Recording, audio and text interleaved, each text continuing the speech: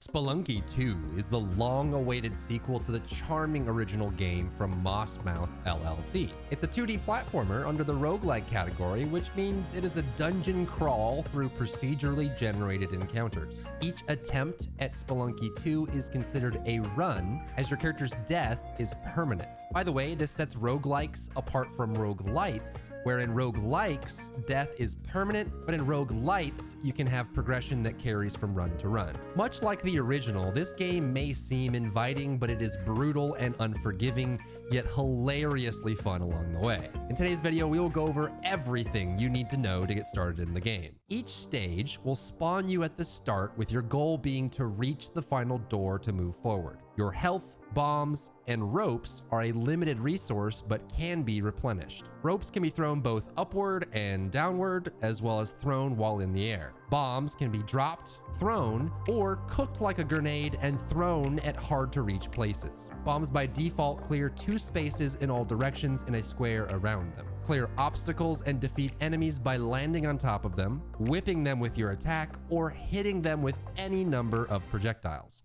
Your derpy companion will be randomly placed in the level and can take quite the beating before dying. Once picked up, your companion will run forward if you set them down again and will often find themselves in trouble. If you can get them to the door alive, it will grant you +1 HP on your way to the next stage. You can also cook turkeys with bombs or fire to get +1 HP as well. If you prefer, you can charm these turkey friends and ride them instead. Traps will be strewn across stages, and you'll figure out how they work as you go along. Note that later worlds have more mechanics and enemies to learn, so be prepared to learn while under fire. Spikes will impale anyone who fall on them from above, but you can walk through them from the sides. You will find keys that unlock doors and chests if you carry them there. Currency is earned through collecting gold and precious gemstones. You will encounter many ways to spend your money, like shops for example. This will give you upgrades to your jump or stomp, grant you weapons, and tools like a jetpack or teleporter. If you disagree with the shopkeeper's prices, you can simply kill them and take the items yourself,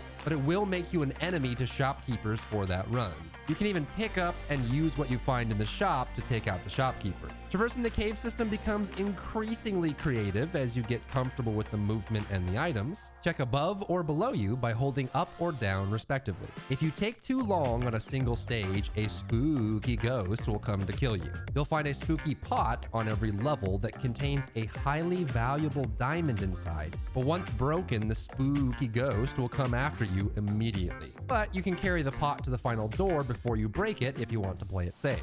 Any creature that can be carried can be sacrificed on altars for mysterious benefits. You can sacrifice your derpy companion as well to gain both a free item and crushing guilt for what you've done. Spelunky is infamous for being positively brutal in the ways it can kill you. But after you figure out the obstacles and enemies, it can be viewed more as a series of puzzles to solve. And that does it for Spelunky 2. I hope this video was short, to the point, and valuable. Good luck out there, spelunking explorers. Thank you so much for tuning in today, and I'll see you in the next one.